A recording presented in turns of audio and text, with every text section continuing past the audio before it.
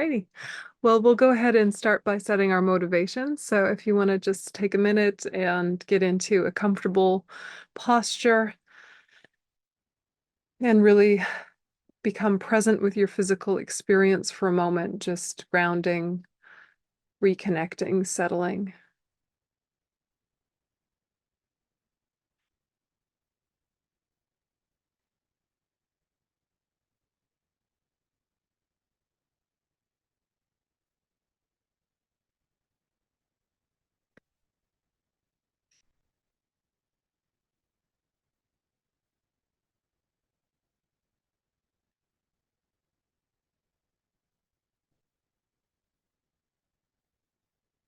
And then we'll do the prayer of the three principal aspects of the path, followed by refuge and bodhicitta.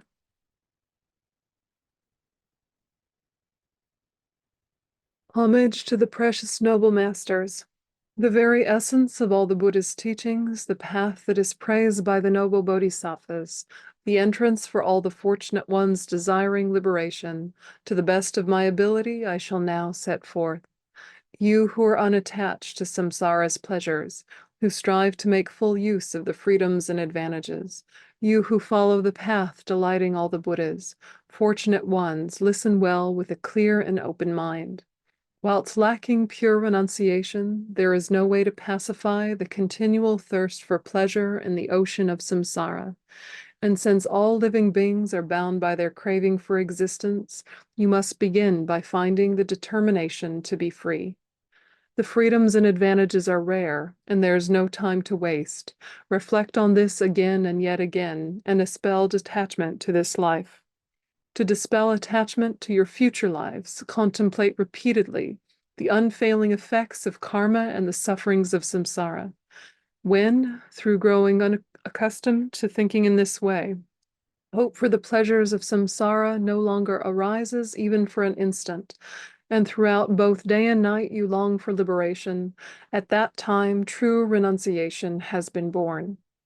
Yet if this renunciation is not embraced by the pure motivation of bodhicitta, it will not become the cause for the perfect bliss of unsurpassed awakening, so the wise should generate the supreme bodhicitta. Beings are swept along by the powerful current of the four rivers, tightly bound by the chains of their karma so difficult to undo, ensnared within the iron trap of their self-grasping, and enshrouded in the thick darkness of ignorance. Again and yet again they are reborn in limitless samsara, and constantly tormented by the three forms of suffering. This is the current condition of all your mothers from previous lives. Contemplate their plight and generate supreme bodhicitta.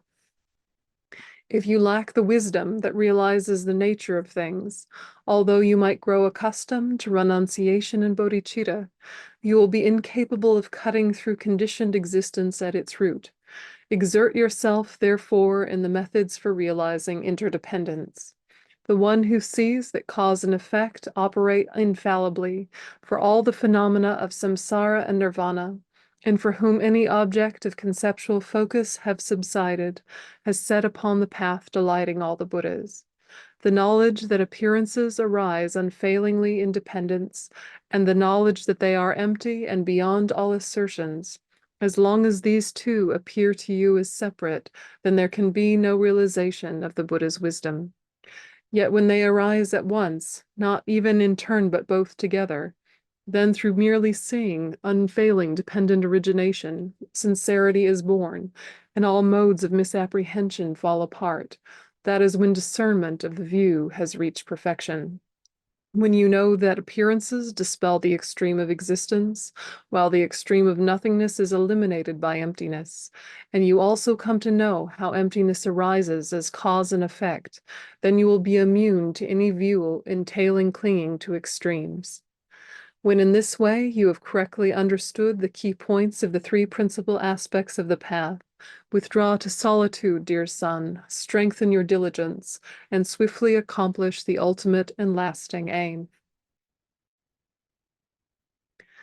Sangye Juron Sugi Chunam La Janchu Badu Dani Kapsuji Dagi Chunyan Gi Pe Sonam Gi Rola Benje Zange Drupa Sho Sangye Juron Sugi Chunam La Janchu Badu Dani Kapsuji Dagi Chunyan Gi Pe Sonam Gi Rola Benji Zange Drupa Sho Sange Churon Zogi Chunam La Danju Badu Dani Kapsuchi Dagi Chun Yangi Pe Sonam Gi Rola Benji Zange Drupa Sho. And connecting with that, I go for refuge until I'm enlightened to the Buddha, the Dharma, and the Supreme Assembly. By the merits I create through listening to the Dharma, may I become a Buddha in order to benefit all sentient beings. Letting that connect.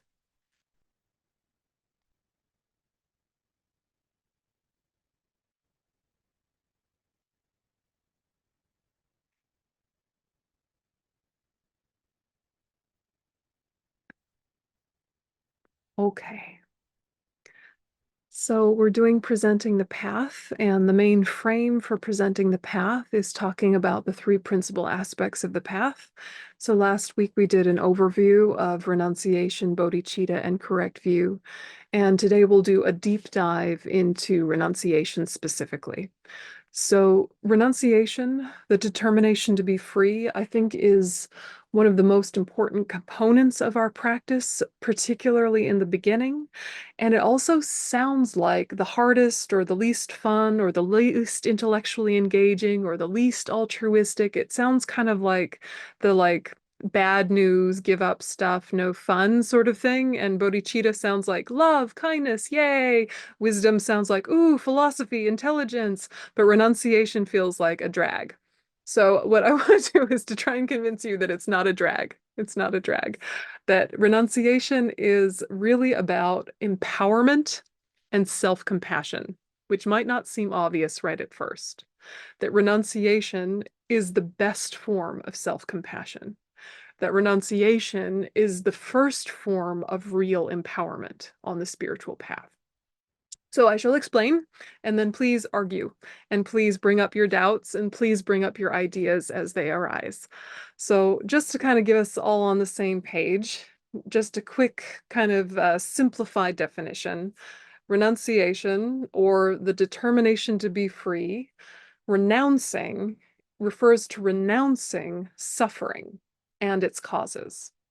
Suffering and its causes could just be condensed as samsara. Okay, so what are we renouncing? We're renouncing suffering. And the determination to be free is fueled by a contemplation on suffering and its causes, which in a way sounds like worse than we realized, that the situation we're in is just actually quite dire. But then we actually start to understand where we have control and didn't realize. So when we look at renunciation, it's first like worse news than we ever realized, but then it's actually more under our control than we ever realized. And we can start to shift where we put our energy and actually get some forward momentum in our spiritual practice. So the way to get it is reflecting on suffering and its causes. And this is done by examining the first two noble truths specifically, or the 12 links of dependent arising, or the faults of attachment, like looking at the 8 worldly concerns, or all of the above done sequentially. You know, you don't have to know every single method for renunciation, but you need to have one to really get you there. Okay, so to actually start the path of accumulation, it begins with uncontrived renunciation. And for the Mahayana path of accumulation, together with the mind of enlightenment. Okay, so you're renouncing suffering and its causes. You first have to name, like, how bad is it? How bad is it, right? Physically, mentally, environmentally, like, what's the state of affairs? And to kind of be able to witness the horrors of existence with a little bit of spaciousness, that's not thinking it's permanent, that's not thinking it's personal, but is still taking some responsibility to be an active participant in the health of the world, the health of yourself, the health of your community. So it's a delicate dance to really look at suffering bare, to look at suffering boldly, but to not let it pull you into a chasm of despair. Our normal strategy is to look at difficult things and become upset and angry, or to become upset and depressed. That's usually the result of looking at difficult things. But it doesn't have to be, right? It doesn't have to be. And at the same time, suffering can still touch you and still affect you and still move you, but not in a way that depletes your energy or kind of ruins your mojo or disconnects you from your fellow man. It doesn't have to, but it could, and it would be normal if it would. Yeah. So physically, all right. Birth, not so romantic as movies make it sound. Birth, not totally comfortable, as it turns out, for anyone involved. Probably mothers would agree. Yes. Baby, us as babies, we don't remember how it was to get born, but it doesn't actually look like tremendous fun for the baby also. So we're starting with, okay, physically, birth has all sorts of magic to it and all sorts of endorphins to it and all sorts of beautiful bonding. And sure, that gets a lot of airtime. And also, it's horrible. It's horrible. Birth is horrible. It's a horrible mess, and we do our best. But, women who have more than one child, I think, often say that they kind of forgot how bad it was. Yeah, they kind of have a little bit of, yeah, it was rough. It was quite a few hours. Yeah, maybe 30 to 40 hours even. Oh, yeah, that was quite hard. Anyway, let's do it again. Yeah. And we're so traumatized as tiny babies, we don't even remember how horrible it was. Yeah, we just sort of like come out screaming. Yeah, but it's all in the past. It's all in the past. One of my teachers says we need like PTSD healing work from having been in the bardo, and that children are so fractious and so confused and so trying to relearn everything because they've just come from the confusion of the bardo, and they're kind of recovering from that. It's an interesting way of framing it. But we start with birth. Okay, birth is suffering. Then the second after conception, you start aging. So also aging is horrible. Yes. Of course, aging is wonderful in many ways. You're building experience, you're building wisdom, you're understanding the world. There's all sorts of wonderful things about aging, and I hope that I continue to age far, far into the future before I have to change bodies again. However, let's really be real with the fact that it just is no fun that your body stops cooperating. Yeah, and that pretty much what, after 25, really, like it's all downhill. And yeah, I used to think in retreat you have these crazy hours and you start, pre-dawn session and you go way into post sunset session and you're going all these hours. And when I was in my early 20s, all I had to battle was my own mind, which was plenty problematic, but my body was like, all right. Yeah, now I'm only in my 40s. I'm not even old, and my body is complaining. It is not happy about those kind of hours. It is not going with the flow. My mind's a bit better than it was in my 20s, thank goodness. But the body is not happy about it, and it's not going to get better, right? Like I could get a better level of health and I could probably make a healthier diet and improve some things, but if we're quite honest, aging is out of our control and aging is suffering. Yeah, the fact that we make the most of it doesn't negate the fact that it is. I know my my Zoom is out of control. It has a mind of its own. Sometimes it will do fireworks. I don't know why. I think it'll also do hearts. Hearts? No, never when I want it to. So annoying. Stupid Zoom. So anyway, when we're thinking about aging, we want to really let ourselves feel the truth of lack of control.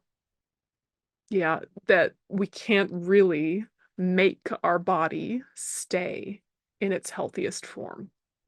Even when we are healthy, it takes so much maintenance and so much thought. And so, okay, we have no control over birth, we have no control over aging, and then getting sick or not, we can try and organize conditions, but we can't control when we get sick. And we can't control sometimes the impact of sickness. Some of us are quite philosophical when we're sick and we don't cause any trouble and we don't annoy our friends and family. And some of us are a little bit obnoxious when we're sick, but none of us particularly can get out of it through sheer force of will. Yeah, you can probably knock a few days off one end or the other through pure force of will, but when you're in the middle of a sickness, you cannot punch your way out of it. You cannot drink soup out of it. You can just kind of ease symptoms. There's a degree of lacking control. Yeah. So we just have to own that. That is built in to a samsaric existence. We have no control over sickness. We can fiddle with conditions and do our best, but fundamentally we don't. And then death. We have no control over death. Of course, we can be careful with conditions, but we know that young people die before old people every day. We know that. And we know that healthy people die before sick people every day. We know that. So, of course, we want to be careful. Of course, we want to, be healthy. And also, that is no guarantee of longevity. Have you ever known some, kind of crotchety older person in their 90s or something who like eats nothing but bacon and just keeps on kicking, smokes like a chimney, perfectly fine, right? And some like wonderfully mindful person who eats only, organic, fair trade, vegan extravaganza, like dies at 35. So conditions matter, but they are not causes. Conditions do matter, but they're not causes. And so, what we're trying to do is sober ourselves up in such a way that we stop trying to manipulate things in the outside world with the thought that that will fix it being life. It's some sort of balance of doing your best and letting go, and doing your best and letting go, not being completely complacent or lazy or like letting go of all conditions whatsoever. Like eat your spinach, it's very good for you. Wash it first, that'll probably help. And also, there's no guarantee. Do you know what I mean? So this is all quite self-evident, but we don't let it touch us of just how fundamentally suffering it is to not have control over the chapters of your body, the different chapters of the life of this body. And also those that we love. Yeah, those that we love. We think of our friends and family who are older than us and what life will be like without them. But of course, those younger than us or the same age as us might go sooner. We have no control over when anyone is going to leave us. And it's okay to name that that is horrible. It is horrible that we could just lose each other. Yeah. Part of renunciation is a true disillusionment with the lack of control. And the lack of control disillusionment, though, is fed by, but there is a type of control that we haven't tapped yet. The control that we've been trying is just, rearranging the chairs on the Titanic. Yeah, but there was a fundamental type of control that we haven't even accessed yet, and that is the power of our mind in a whole different area. So it's not raw disillusionment, it's disillusionment with accurate hope. So looking at birth, old age, sickness, and death, the uncontrol of what'll come after, the uncontrolled nature of cyclic existence altogether, the fact that reincarnation is not linear. It's not like we just gradually level up until we get to be a Buddha. It's like we get up and then we go down, and then we go up and then we go down, and then we go sideways. And, it's just a big jumble of tons of causes coming at us and not really knowing how to meet them in the way that's going to bring out the best for our future. So, renunciation is sobering, but at the same time, it can make you fundamentally more content because you stop all sorts of forms of consumerism and materialism that you got into the habit of because you thought it would bring comfort, stability, and entertainment. When you break the spell of that, it's not like you have to tell yourself not to buy crap. You genuinely don't feel like it. It's a whole different thing, right? You're not like disciplining yourself like a naughty child who eats too much sugar. You genuinely don't feel like it. So living a simple life becomes only natural because you're accessing more and more genuine levels of your own happiness. as opposed to chasing the high of the various substances that your senses encounter. Yeah. So you get disillusioned, and that helps a lot, right? And so you've got your good, healthy, happy disillusionment where you're like, ah, actually, yes, birth, old age, sickness, and death, I have no control over those things.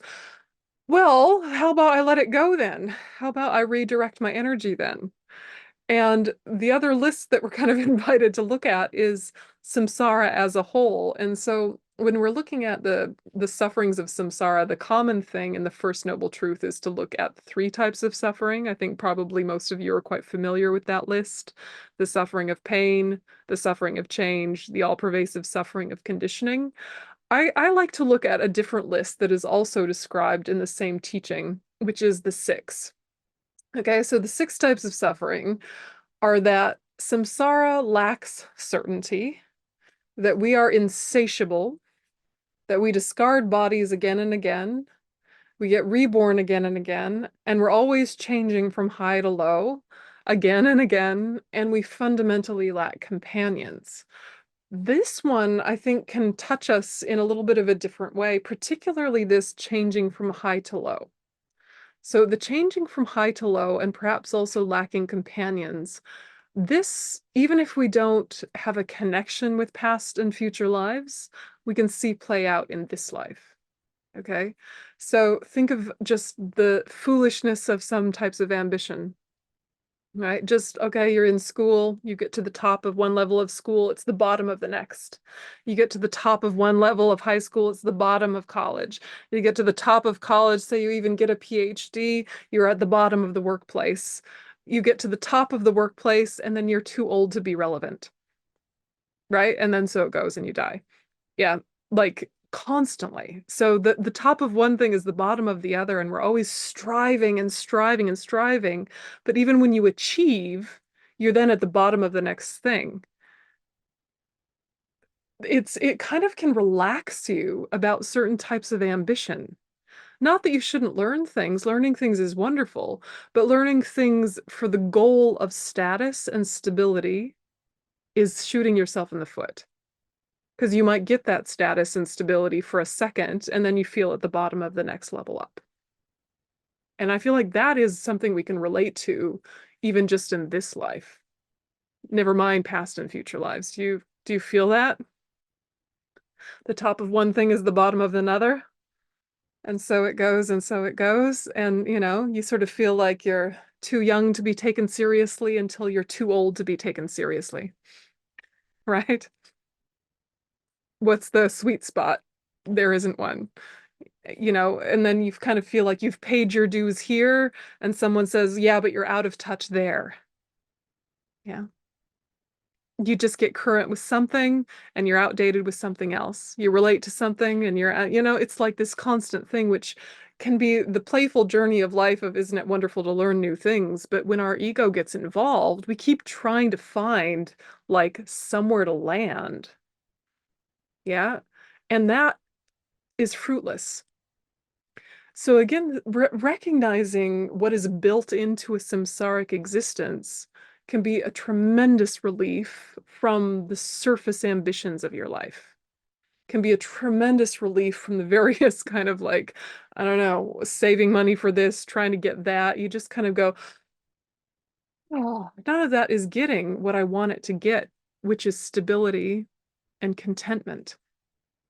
Stability and contentment are of my own creation. But I really have to sit with, what is that? What is that? And actually, do I ever sit with myself long enough for the natural peace to reassert itself? So renunciation is tricky because it is very much like the way we chase a sugar high as children. And no one says that sugar isn't delicious or that the high isn't fun. But when you're an adult, you do remember there will be a crash. And you do remember that your digestion is going to be grumpy with you the rest of the day. And you do know it'll open a can of worms of craving and you're going to want sugar the next day and the next day. Whereas if you're titrating it out or you're pacing yourself, you won't have that same issue. But when you're a child, you're like desperate for sugar, right? And if your parent were to say to you, sugar is not delicious and it doesn't make you happy, you would know that they're lying because it is delicious and it does make you happy for a second. But as an adult, we know that good, healthy, nutritious food can also be delicious, can make you healthy, and can bring that like baseline contentment that's not got a spike and then a crash, right? It's like an up level and then a gentle, happy plateau. So as an adult, you know healthy food is better for you, and you start to even enjoy the happiness and contentment of healthy food and still crave sugar now and then, but it's completely different than when you're a child and you'll like scream and cry if you don't get your lollies, you know? So samsara, disillusionment, is a little bit like growing up.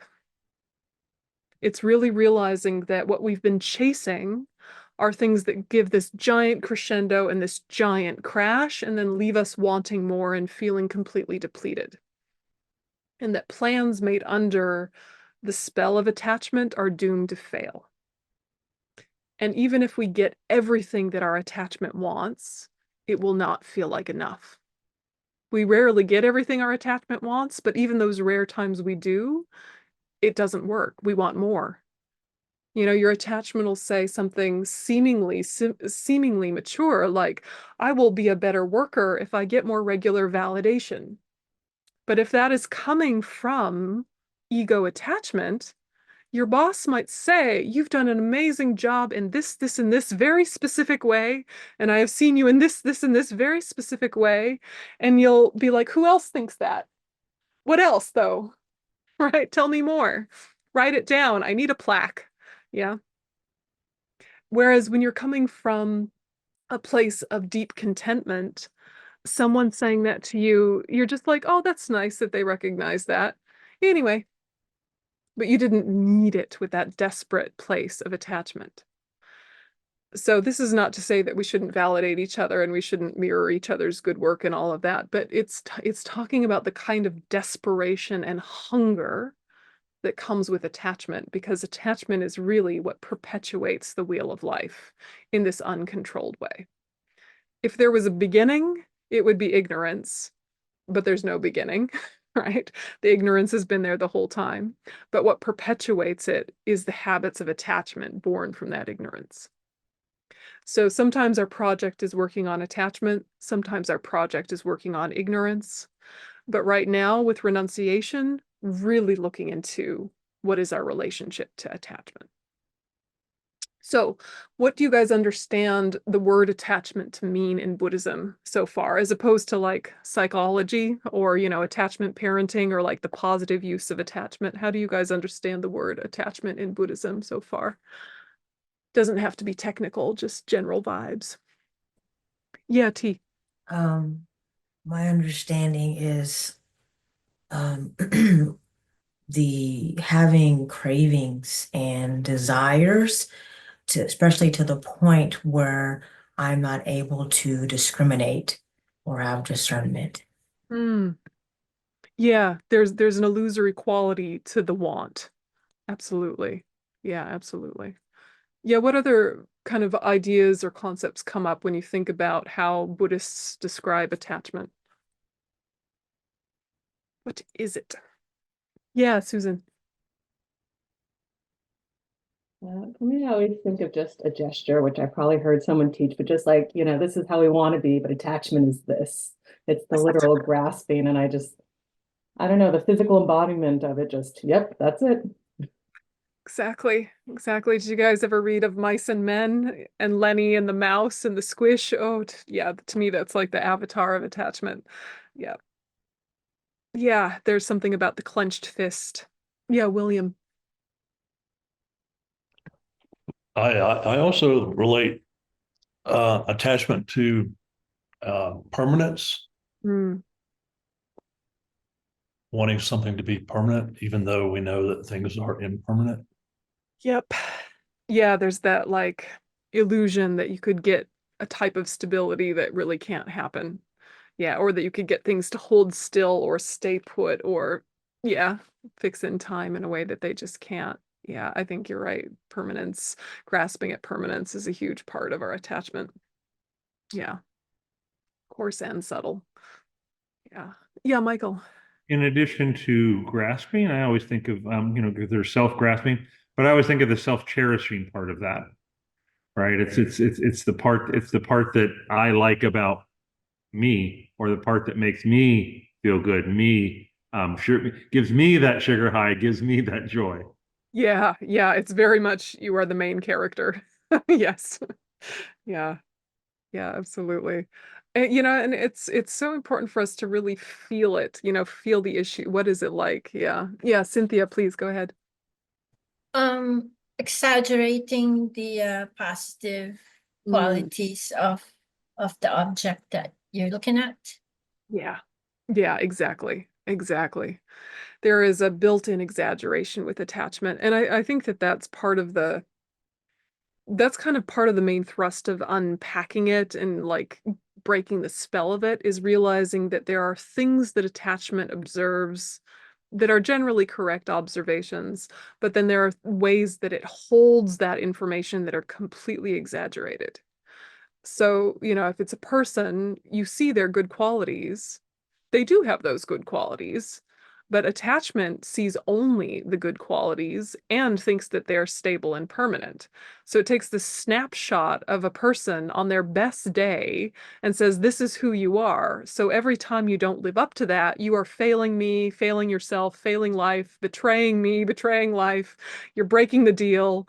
And like, who is ever at their best? We've called it best because that means it's something that's not there all the time, right? It's indicating there's a spectrum of behaviors.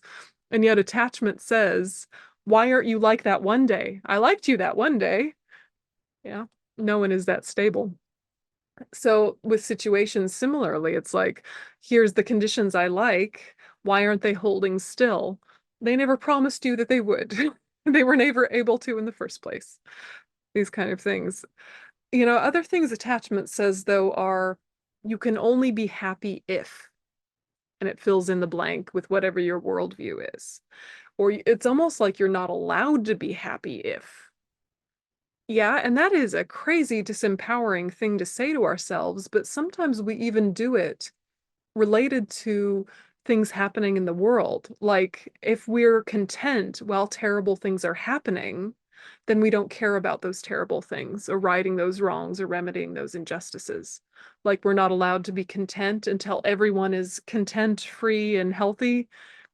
And that is not the Buddhist path, but it is a very normal place to slip into.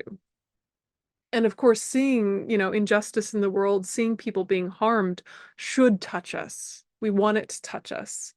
But it's the ability to observe suffering and hold suffering while at the same time knowing freedom is possible, while at the same time knowing it's not permanent. So you can hold any horror in the whole world. You can see the worst of everything in the whole world if you know at the same time it will change. Yeah, and at the same time it is not its fundamental nature. Yeah. So if you can hold that, then you can bear it while it plays out, while coming to creative solutions to help things be better in the meantime. What we wind up doing is just kind of patching samsara, and just kind of like making it a little bit more bearable, which is sometimes all that we can do at our level. And also, if we can kind of take any difficulty in our life as like a wake up, an alarm, a mindfulness bell that says, this is why you practice, remember? I don't know about you guys, but I often say I will level up my practice or level up my study when this and this and this calms down. When this and this and this gets steady, then I'm going to do the next level of this or the next retreat of that. And what winds up happening is that when things calm down, you just fill it in with other stuff. But when things are horrible, you kind of have to level up. And sometimes like the cobwebs clear or the fog clears and you buckle down and you're like, oh, now's the time. Let's get into it. So you actually might be more busy with more troubles, but practicing better because the importance touches you. Hopefully someday we all are able to practice better when we have those spacious, calm moments. But right now, sometimes it's the very difficulties themselves that move you into the next level of your spiritual path. So you see them as like, thank you. I forgot how bad it could get. I forgot. Thank you for reminding me, world. Thank you for reminding me this set of situations. It can clarify your priorities in a much different way. So kind of making sure that we understand that practice is not dependent upon things all being nice and rosy. In fact, practice is sometimes benefited by things going terribly wrong. You know, it's a tough pill to swallow, but it's like might as well make the most of it when things are really not going the way we want. So when we're looking at attachment, we're also just looking at the lies of attachment and how they play out in daily life, because they do say things like you're only allowed to be happy if, yeah, or you can't be happy without whatever your fill in the blanks are. Yeah, without this person, without this situation, without this type of leadership, without this type of this, without this type of that, I cannot be happy. And the truth of the matter is, when things have been going well in terms of conditions, we don't have stable happiness then either. Yeah. So really, what role do the conditions play? Or have they been just what our relationship to the conditions are? What is my relationship to conditions? Not the conditions, but my relationship to the conditions, which really means my mind's meeting of them. So being in that place, I think I talked about it last week, where you have the flexibility of mind to go micro and macro. Yeah, to go narrow and specific and personal and direct, and then to expand to the global, the universal, the big picture, the long term. We get overwhelmed if we get stuck in either. So we need the flexibility that has a movement between narrow focus and wide focus, between the micro and the macro, and to really view our mindfulness practice as something that weaves in renunciation, bodhicitta, correct view, personally and specifically, and then expands it out universally. Like a breath, like a heartbeat, with that kind of flexibility and movement. So personally, you think, how do I get disillusioned with samsara, my samsara, which is my 5 aggregates bound by karma and disturbing emotions? And then how do I become disillusioned with the outer reflections of samsara, the difficulties in the world? Disillusioned in the right way, not the disempowered way. So what you're trying to do is again and again break the spell of attachment. Again and again prove that attachment has been lying to you. And when you can really undermine the fuel of attachment, you're so free. And then it's very easy to have the open heart of loving kindness and compassion towards others, because you've met suffering differently. Right now, when we meet the suffering in others, sometimes it opens us to beautiful compassion and loving kindness, and sometimes it overwhelms us and makes us shut down. Yeah. What we want it to do is to remind us of, this is the fault of samsara. My suffering, physically, mentally, emotionally, situationally, that is a fault of samsara. The suffering of others, the suffering of the environment, that is a fault of samsara. And so whenever we're seeing suffering of any type, we're weaving it into that understanding that samsara is flawed. We need to get out. Yeah, that we can't keep trying to make the present comfortable. We need to tunnel out, and we need to take everyone with us. And so the fact that the guards are horrible and my fellow inmates are disruptive is understandable, because we're in prison. Of course, people in authority will abuse authority. Of course, people who are suffering might perpetuate suffering. That is to be expected. And I'm going to try and mitigate whatever harm is happening in my prison block, but really my main plan is tunneling out. Does it make sense? So right now we're trying to like make friends with all the guards or make friends with all the inmates, depending on our personality. Yeah. And like, by all means, but really tunnel out, take everyone with you. And as it turns out, once they're all out, they're going to be way better behaved. Yeah. what's coming up for you guys so far? What sort of thoughts and questions, ideas and such? Renunciation as a release, renunciation as a freedom. Does it land?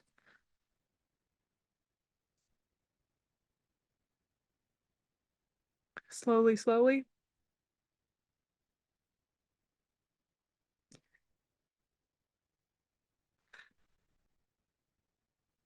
Yeah, Eleanor, please. I have to talk about this because it's been in my mind since you started this afternoon or whatever time. We have an overwhelming issue in New Zealand at the moment with our First Nations people. And I've been watching that all day today. We have a massive hikoi, a march throughout the country. And I was thinking, because I hear, oh, so and so and so and so, they've said this, they've said that, and taking that down to attachment of it should be this or it should be that, and we should follow one party or another party. But what I thought this afternoon was one of the people who have instigated this through, he's opened the door, to a different way of thinking and a different way of being in the world. And that's samsara. Like we can either look at it as, like he's a real bugger and he shouldn't have done this. Sorry, my language. And we shouldn't have done this. But the actual fact is he's opened, there's a lot more dialogue, there's a lot more discussion, and there's, I could go on, but that's been going through my head as you've been talking today. Attachment to one view, attachment to my view, attachment to how I feel about this. But it really, that whole thing of listening deeply and hearing, that there's another path, and bringing people together. And I think we can say, thank you. He might go down in history as being a real bugger, but the actual fact is he's opened the gate, so that's samsara. Yeah. Yeah, exactly. Yeah. I think it's really important what you bring up, and also an important reflection that every country has their version, every time in history has their version.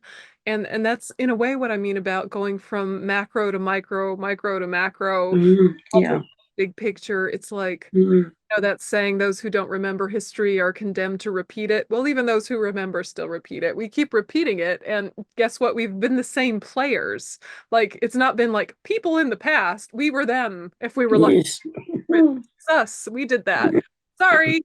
Oopsie. Like we haven't changed enough. And also, every cycle, more and more beings leave samsara, thank goodness. And one of these days it will be us, and hopefully we will come back in such a way that we're no longer sucked in by the suffering and afflictions of others and that can actually support them.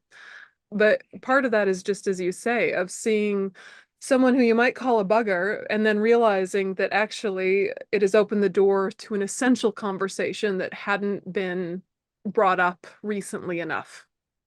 Or it becomes like a healing crisis for a country or a time where things get worse before they get better. Or, the sobriety model of, hitting rock bottom before you can fundamentally change. Maybe as a country, you have to kind of hit a type of rock bottom before you fundamentally change things that were problematic the whole time. But while you were a functional drunk, while we were a functional country, we could be like, it's not that bad, right? Mm. So there's a lot of ways of framing the difficult people. And, you think about like the Buddha's time and Devadatta, his cousin who kept trying to kill him all the time. Remember his cousin? But then you think he had the karma to be so close to the Buddha. What if he actually was a Buddha? He was a plant, right? Like for the sake of the story and the teaching and the lesson, manifesting in this disruptive way to make sure certain ethical disciplines were outlined and spoken about. Like the foil, or there's some sort of like plot perhaps from the great divine, because without the difficult person, how can you have the discussion about this Yeah. important teaching on patience? True. So, and also they could just be a bugger and have their afflictions very up and be driven by all of the horrible afflictions that we attribute to them. And that can also still be helpful. And part of renunciation is not gaslighting yourself, is not pretending that bad things are good. What you're saying is that bad things can be bad and that wind up being good. You're not skipping the step. You're not skipping the step of saying Mm. that is harmful and it shouldn't happen.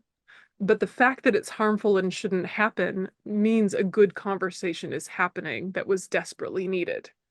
So while it was a small harm, we didn't bother with talking about it because it wasn't big enough for us. Now it's big enough for us to talk about it.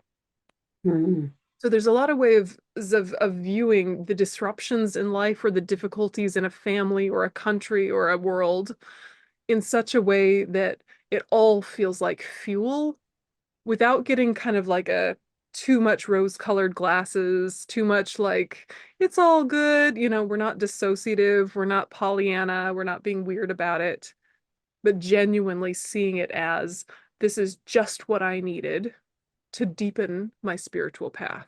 Mhm. This is not what I wanted, but it was just what I needed. That. Yeah, this is what I needed to get motivated to get out of samsara. Because while things were going well, I could just binge on Netflix. Whatever. Yeah, I could read that novel for the 100th time. I could go on that walk for the 100th time. We have all these things that we do that fill up time, and we don't do that as often when things feel critical. So sometimes when we're developing the renunciation work in the traditional texts, it's invited to meditate on the hell realms, which seems very strange and seems very kind of Judeo-Christian, heavy, yucky. And of course, Buddhists don't believe that hell is forever, and we don't believe anyone sent you there, and it's a reflection of your own mental habits. Disclaimers, disclaimers, right? We know the disclaimers. But why would you think of suffering worse than your own? Why would you think of suffering even worse than a human's? Why go there? Because you become desperate for that not to happen to you or anyone else. If you pretend it's not there and you think, oh, what's the worst in my house? Oh, there's a leak in the sink, and I don't know, the heater doesn't kick on soon enough. Oh no. Like that's not enough to really make you want to get out of samsara. You just want to make sure you call the electrician or the plumber or whoever, right? But if you're really looking at a desperate situation that you could likely fall into, it gives you a different kind of impetus. So, you reflect on the hot hells and you think, this is what happens when I let my anger boil over and allow it. Or you look at the cold hells and you think, this is what happens when I freeze my heart and become passive aggressive in a toxic way. This is the result of anger that boils or anger that freezes, is a reflection of my own mind creating an environment that looks like that. And when I allow my attachment mind to run rampant, then I create the cause for the hungry ghost realm like an addict, where I'm just chasing and chasing the high that will never be satisfied. So whether you think of these realms as metaphoric or you think of them as literal, in either case, they are reflections of your own mind. No one has sent you anywhere. And even this world right now is a reflection of our own mind. So whether it feels like paradise or hell or something in between, or it flicks back and forth, it's interesting to kind of play with when we feel like, oh, what a beautiful world. Say you're going for a hike in a peaceful part where there's like a nice national park and no one's causing trouble, right? And you're in a beautiful park and you're just seeing beautiful nature and you're thinking, wow, what a heavenly experience, what a beautiful world. When you're in that sort of sweet space, at the same time, there is a predator and prey relationship happening right under your feet, right in the tree canopy, right in the river next to you, right? There's active carnage, there's active all sorts of things. Like the animal realm is not pretty. Right, from a distance, you're like, oh, look, how sweet. And then you see how they get food, how they mate, all of these things, they're just rough and coarse and really quite triggering if you allow them to touch you. But when you're in a sort of sweet headspace, you're like, look at this beautiful paradise. All I want is to be alone in the woods with the beautiful trees. Right. And so then you go into the city and you're like, oh, all the disruption, all the chaos, all the harmfulness. And it's like, that's not really that much more than when you're in the forest. It's just your own species. And so it maybe touches you more. Yeah, it's your own species. So maybe you have more of an impact on it, or it has more of an impact on you. But everywhere you are is both heaven and hell. Everywhere you are is, in a way, reflecting your own mind back to you. You draw the frame and say, this is what's significant. And then it feels like the frame was there from its own side. Yeah.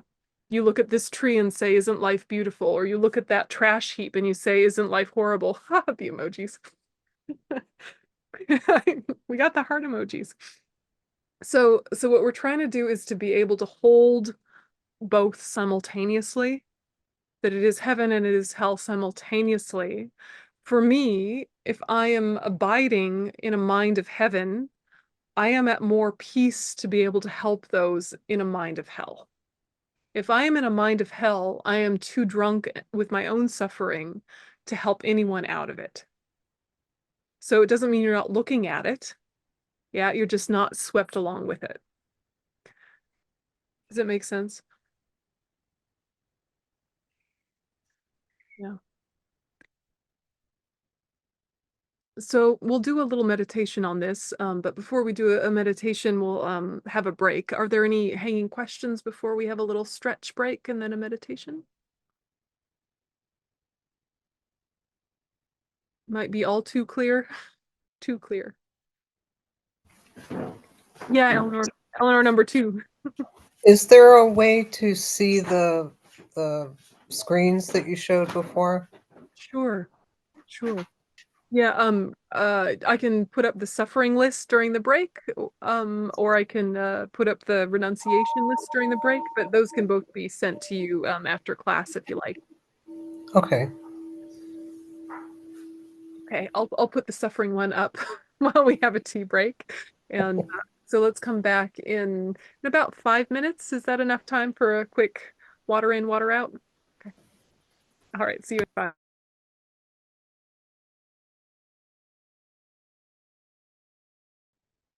Okay, so we'll do the meditation. And when we meditate on renunciation, because it could get heavy and heaviness is not the goal, we start with a Chenrezig practice and a Chenrezig prayer. So we'll start with Chenrezig to really feel held by our refuge, and then we'll go into the analysis that supports renunciation.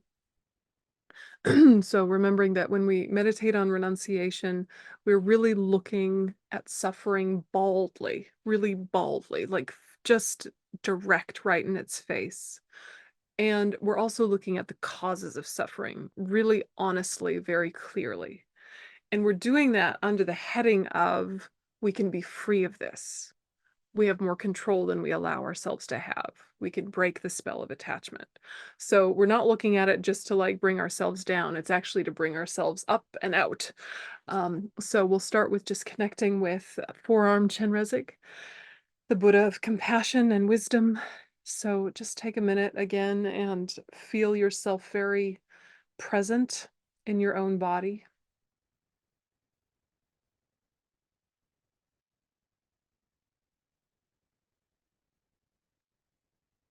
That yes, it's subject to uncontrolled birth, old age, sickness, and death. And also it's a perfect human life, perfect for the spiritual path. And so just be in this body, this vehicle, imperfectly perfect as it is.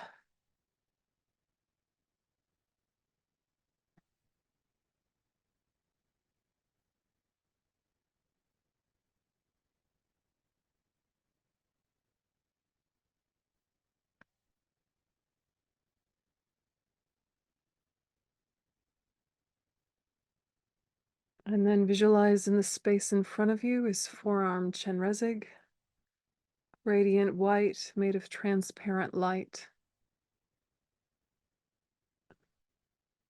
The four arms representing the four immeasurables. the lotus, sun, and moon seat he sits on, the three principal aspects of the path.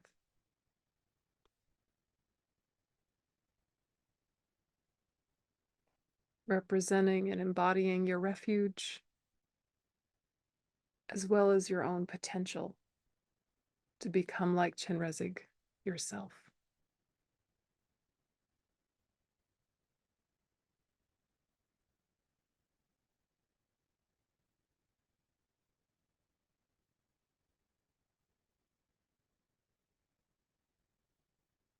May we feel healed and connected to compassionate wisdom.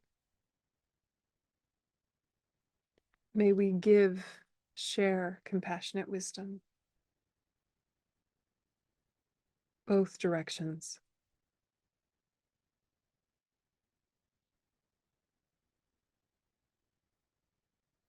May we be supported by it.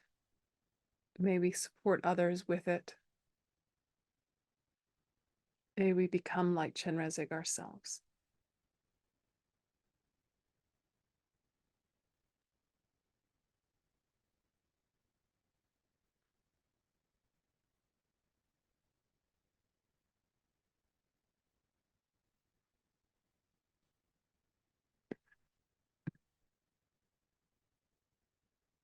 And then we'll do a prayer to forearm Chenrezig. Praise to the beautiful four-armed Lord of the world, sublime embodiment emanating from the unity of all the victorious ones of the three times. Possessor of all knowledge and holder of the lotus, your immaculate feet beautifully ornament my crown. May the karmic pollution of myself and others be washed away by the cool tear of your compassion, great loving protector. Sole refuge of pitiful transmigratory beings who have no guide. You generated bodhichitta first and then reached the extreme limit. O merciful one, please behold with your compassionate eye the beings of the evil gone caught in realms difficult to escape, experiencing the individual results of evil actions as hell beings or pretas amongst animals, asuras, and so on. Behold with compassion the thoughtless ones who return empty-handed. Even their high rebirth was without meaning. Their human bodies were so rare and fragile, but their lives were consumed only in suffering. Amidst their endless actions, the Lord of Death arrived. Behold with compassion tough-skinned beings like me, who maintain a religious manner but do not achieve the great meaning, being overwhelmed by attachment, hatred, and the 8 worldly concerns, without having subdued our minds by observing cause and result. With compassion plead lead those without refuge on the path, for when their vision of this life fades, the vision of their self-created karma arises as the enemy in the bardo, and they are taken on a precipitous route by Yama's messenger. Look upon us with compassion, O Lama Chenrezig, mother attached by compassion to all sentient beings, who is the special soul refuge of the snow land. May I and all others quickly attain your state of enlightenment. And so feel that Chenrezig then moves from the space in front to the crown of your head, facing the same direction as you.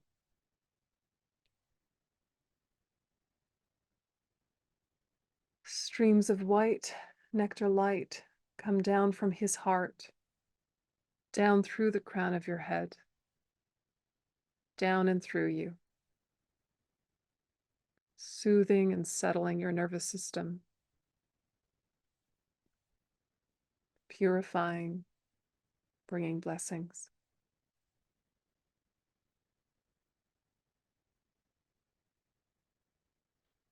Waking up our understanding of renunciation, bodhicitta, and correct view.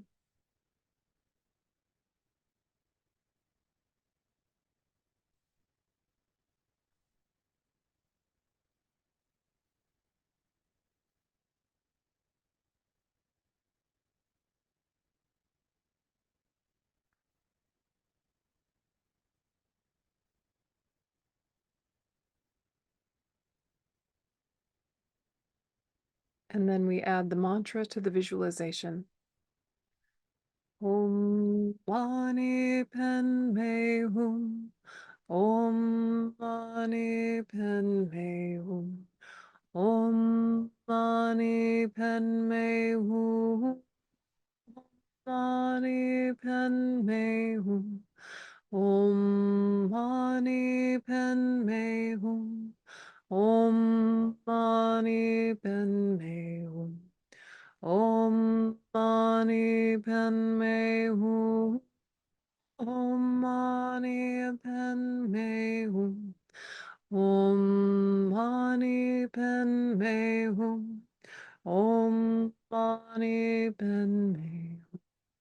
Om Mani Padme Hum. Om Mani Padme Hum.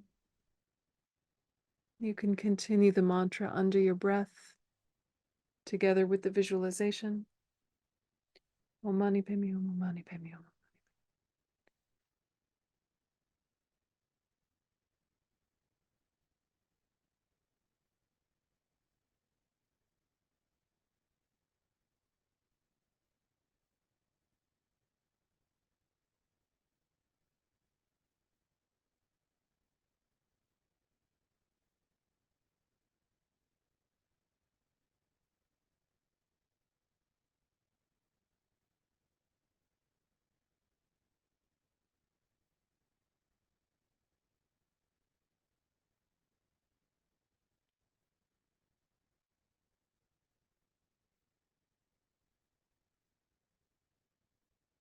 Om Mani Padme Hum.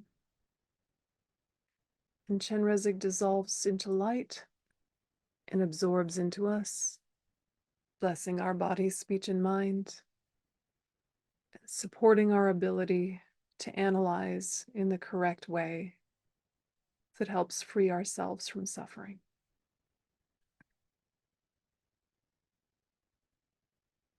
And so we switch to analysis and think of the suffering in our life through the lens of healthy renunciation, the determination to be free. And so reflecting on your life, let yourself touch the lack of certainty.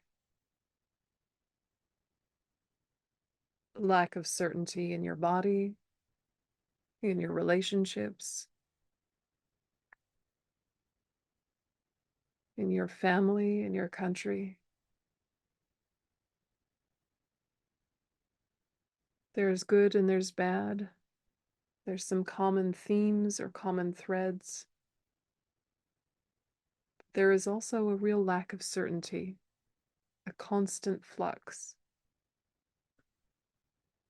So allow yourself to bring up the truth of that, personally and specific to this life so far.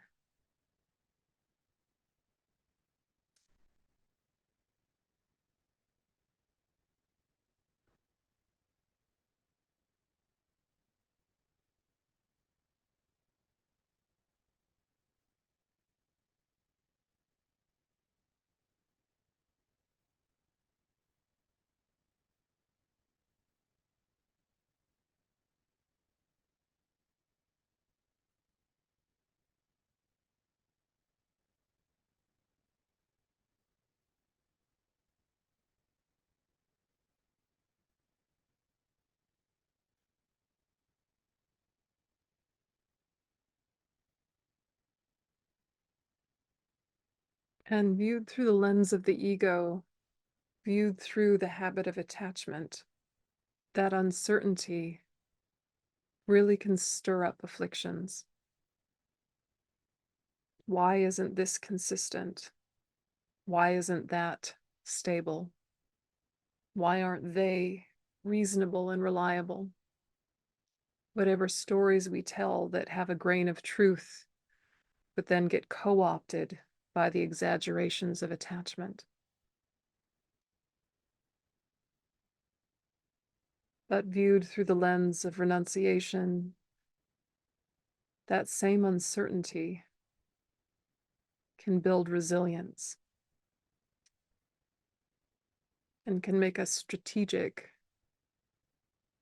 about focusing on what can become stable, the training of our own mind.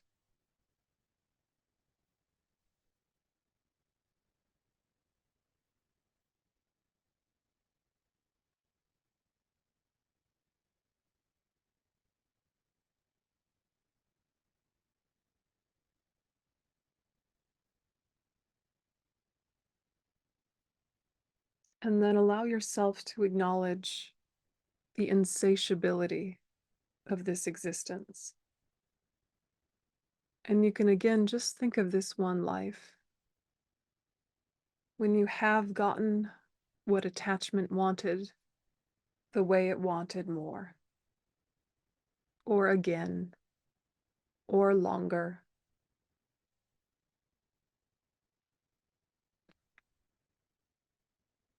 Maybe you got the perfect summer day, but you wanted there to be a better soundtrack. Maybe you got the job you hoped for, but not the acknowledgement you thought you also needed. So difficult to get what you want. But then when you do get what you want, it feels somehow lacking. This is the nature of samsara. This is our cyclic existence. To be unsatisfied is built into this kind of rebirth. Natural in the sense of habitual.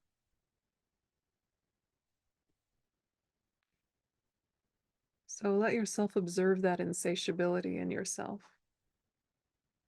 Whether it's for situations, or people, or substances, foods, different activities. That feeling of not quite enough, never fully content.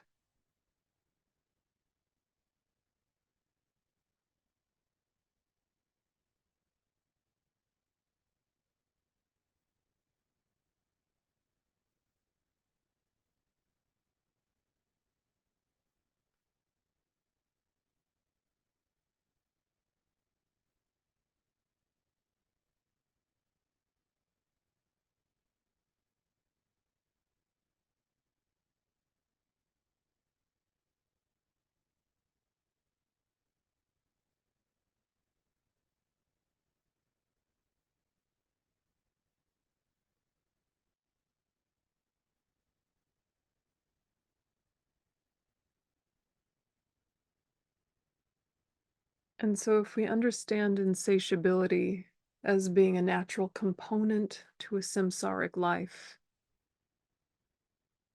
then we can change our approach to it, not give in to it, not buy into the sugar rush,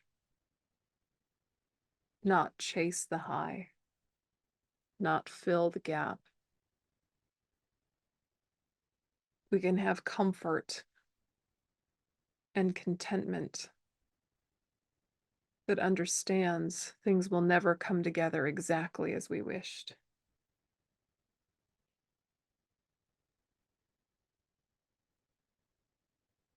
We can be satisfied knowing we have all the fuel we need for progress on the spiritual path.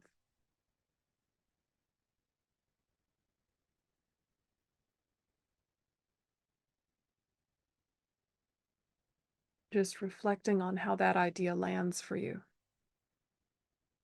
That everything in your life is enough. Enough for progress on the spiritual path. Enough suffering, enough happiness. Enough ability, enough challenges.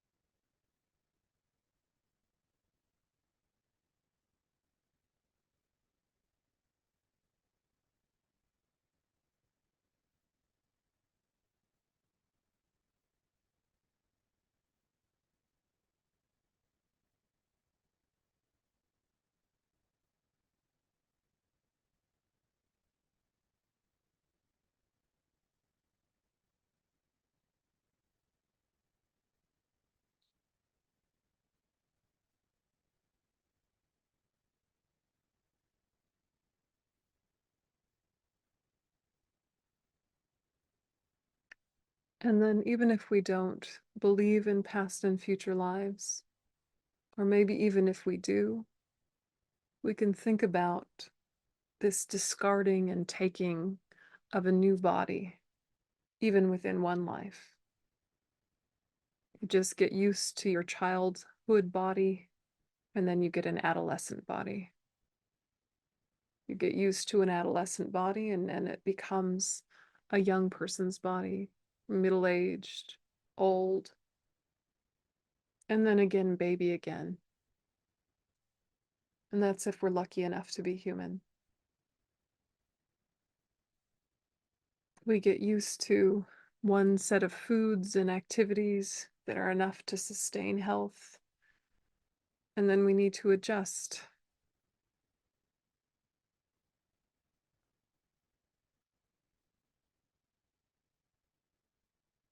Again and again, getting used to a new environment, the people around us, social norms, different assumptions, changes in the way language is used.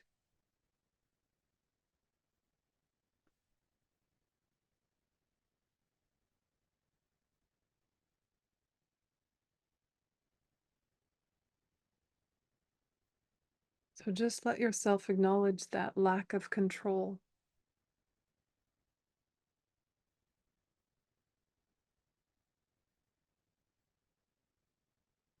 This is a built-in component of samsara.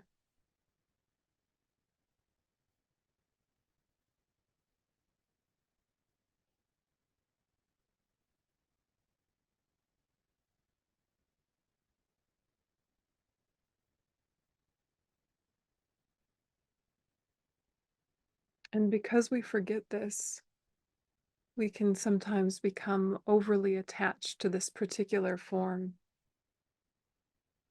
and want it to be a certain way, and for others to see it a certain way. And then when it changes, as it inevitably does, there's a grief or a denial or some story about self, all just related to this form. But we could see it the way we see changing clothes or changing cars. This is what I'm using right now. This is the form I'm living in right now.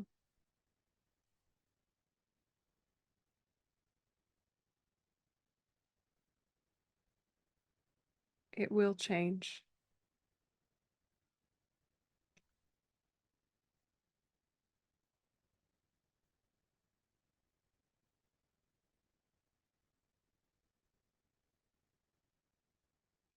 And then shifting to changing from high to low states again and again. So again, you let yourself acknowledge the truth of that in past lives, in this life, and in future lives until we leave samsara, until we break the wheel, we will have this gradually getting higher and higher status, recognition, and then it will become the bottom of the next thing.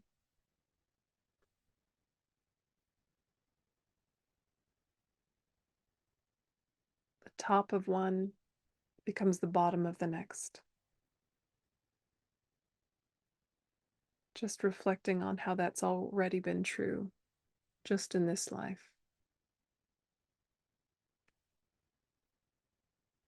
You finish or achieve something, and then you're at the bottom or the start of the next thing.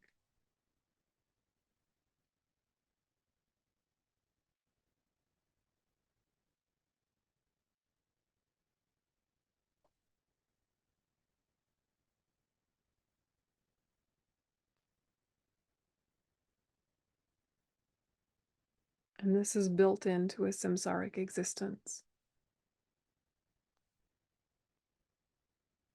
And just see if you can allow yourself to become disillusioned with that behavior, with that type of fruitless ambition. And even more fundamentally, that lack of control.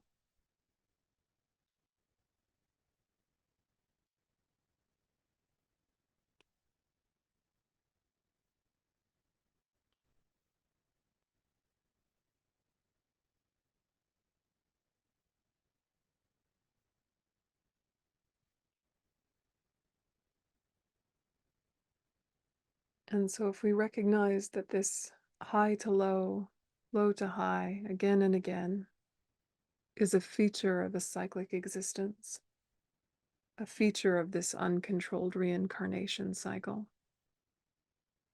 then we're not so worried when it happens. Less pressure to perform, to achieve, to seek, to be recognized. Instead, our ambition goes towards enlightenment, the only stable state there will ever be.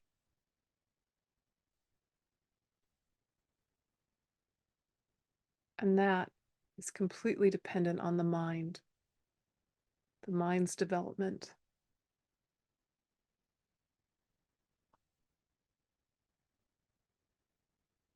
And so allowing yourself to shift the focus from outward ambition to inward ambition of the healthiest type, the inner transformation of this mind out of suffering and the causes of suffering into stable happiness and the ability to directly benefit.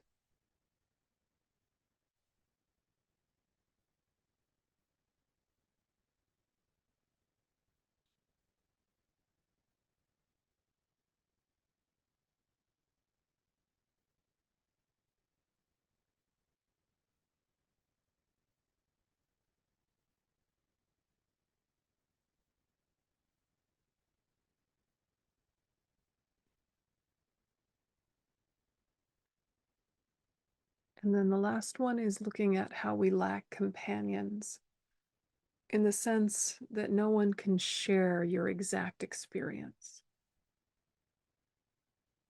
You're born surrounded by people, but they're not having the same experience as you, the newborn.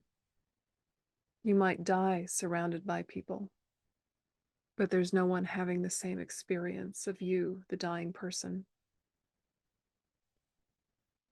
And this lacking companions who fundamentally understand you from your depths. This is part of samsara. To not be completely seen or not be completely understood. This is to be expected from our companions in the prison.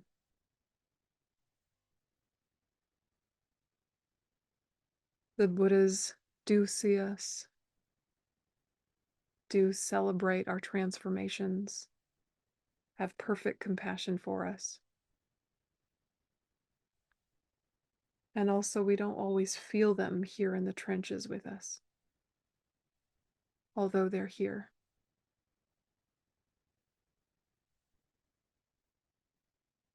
And this is a fault of samsara as well.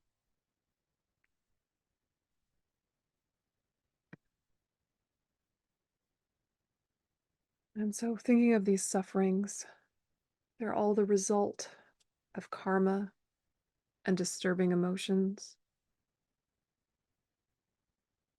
mainly ignorance about reality and the habits of attachment that flowed on from it.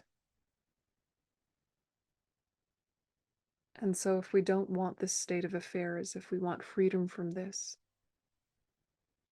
may we become more conscious of the actions of our body, speech, and mind.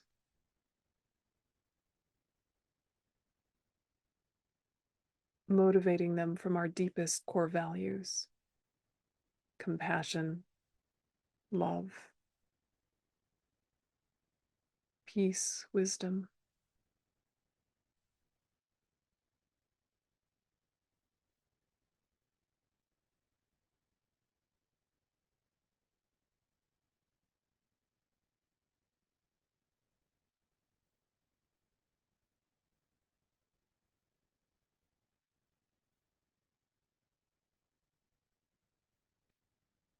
And so think all of the energy you put into these thoughts, may it go towards deeply understanding renunciation, going on to cut the root of samsara, and going on to full enlightenment for the benefit of all sentient beings.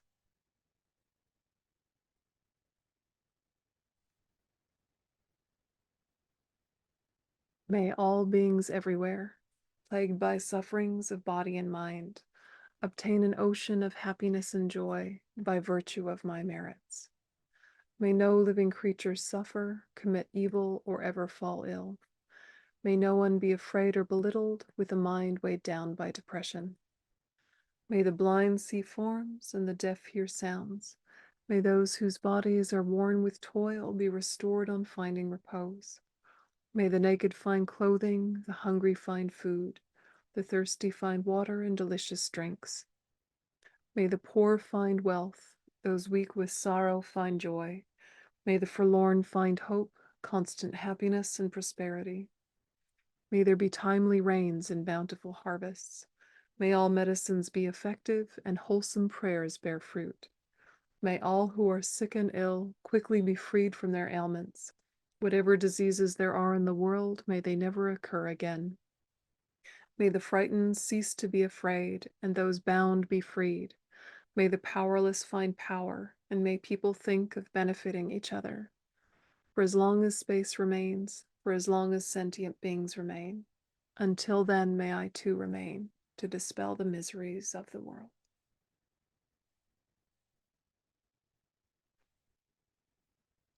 Okay.